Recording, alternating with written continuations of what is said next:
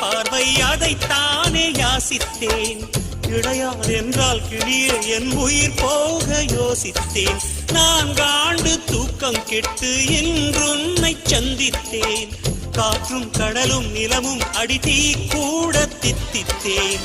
மாணிக்கத்தேரே புனை மலர் கொண்டு பூசித்தேன். என்னை நான் கிள்ளி இது நிஜம்தான சோதித்தேன். இது போதுமே இது போதுமே இனி என் கால்கள் வான் போகுமே.